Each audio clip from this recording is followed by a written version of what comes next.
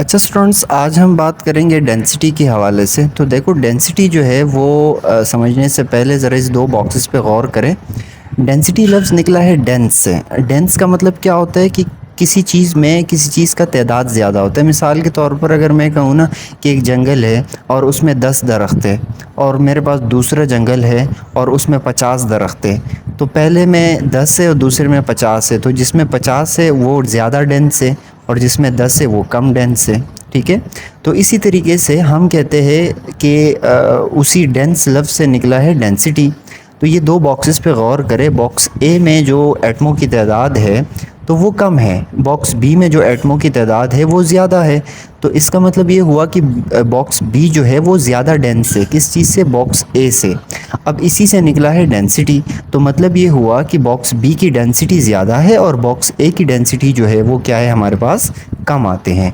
अब इसके आगे मज़ीद हम डिस्कस करेंगे कि किस तरीके से डेंसिटी क्या होती है पूरी मज़ीद, लेकिन एक मुख्तसरन जो है आप इसमें ये समझें कि जिस चीज़ में जिस चीज़ से वो कोई भी चीज़ जो होता है वो जिस चीज़ से बना होता है उस एटमों की, ज़ाहिर है वो किसी एटमों से ही बना होगा। ठीक है, तो अब वो एटम्स जितने ज़्यादा होंगे उसमें तो उतना ही वो चीज़ डेंस होगा, और जब वो ज़्यादा डेंस होगा तो हम कहते हैं कि भाई इस चीज़ की डेंसिटी क्या है, ज़्यादा है।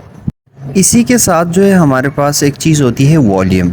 वॉल्यूम हमेशा तीन चीज़ों से मिलके बना होता है, इस तरह रेगुलर शेप के लिए। अगले लेक्चर में वो ज़्यादा क्लियर हो जाएगा। अभी फ़िलहाल इतना सुने कि रेगुलर शेप जो है वो तीन चीज़ों पे मुश्तमिल होते हैं जब हम कभी भी उसकी वॉल्यूम की बात करते हैं। एक उसमें आता है हाइट, सही है, जो कि मैंने एच से ज़ाहिर किया हुआ है, यानी किसी चीज़ की ऊंचाई। और एक हमारे पास होता है विड्थ। विड्थ का मतलब होता है कि उसकी चौड़ाई कितनी है। ठीक है, यानी जो डब्ल्यू मैंने ज़ाहिर किया ये वाली लाइन। और उसके बाद फिर आता है हमारे पास ब्रेथ। तो ब्रेथ के मतलब है कि मोटाई जो होती है, यानी तीन डायमेंशंस जो है वो मिला के। तो ये तीन चीज़ें जब मिलती है तो हम कहते हैं कि ये इस चीज़ की वॉल्यूम है। तो लिहाजा यहाँ पे इस बॉक्स की वॉल्यूम और दूसरी बॉक्स की वॉल्यूम, दोनों की वॉल्यूम जो है वो सेम है अगर आप देखें।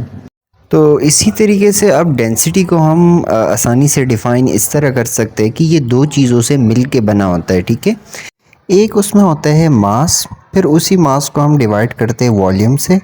तो जो इससे हमें हासिल होता है उसी को हम कहते हैं डेंसिटी। यानी डेंसिटी जो है वो मास को हमेशा वॉल्यूम पे डिवाइड करेंगे तो जो हासिल होगा हमें वो डेंसिटी कहलाएगा।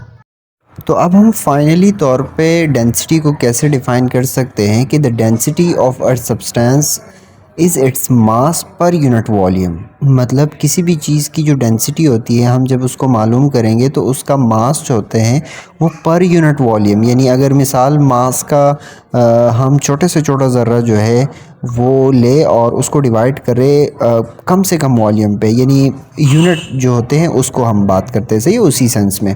तो आप सिंपल कहें कि जो मास है उसको डिवाइड कर दे किस चीज़ पे, वॉल्यूम पे। तो फार्मूला आप देखें, डेंसिटी मास अपॉन वॉल्यूम हो जाएगा। फिर इसका इंटरनेशनल सिस्टम में जो इसका यूनिट है, ऐसा यूनिट है, वो हमारे पास होते हैं। देखिए यूनिट हमेशा फार्मूले से निकलते हैं। मास का यूनिट क्या है, केजी है, अपॉन फिर वॉल्यूम का यूनिट क्या है, मीटर क्यूब है। तो ऐसा यूनिट इसका है केजी पर मीटर क्यूब है। और इसके अलावा अगर आपको मास जो है मिसाल के तौर पर वो ग्राम में दे और वॉल्यूम आपको सेंटीमीटर में दे तो फिर इसका यूनिट बनता है ग्राम पर सेंटीमीटर क्यूब। ठीक है, लेकिन ऐसा यूनिट जो है ना उसको जहन में रखिए और उसको हमेशा याद रखिएगा। तो आज का यही था डेंसिटी के हवाले से। और किसी किस्म का इस हवाले से कोई सवाल हो या कुछ भी कन्फ्यूजन है तो आप पूछ सकते हैं। इसकी तैयारी कीजिएगा। इंशाल्लाह नेक्स्ट लेक्चर जो है वो अगला टॉपिक हम फिर उसमें डिस्कस करेंगे। अल्लाह हाफ़िज़।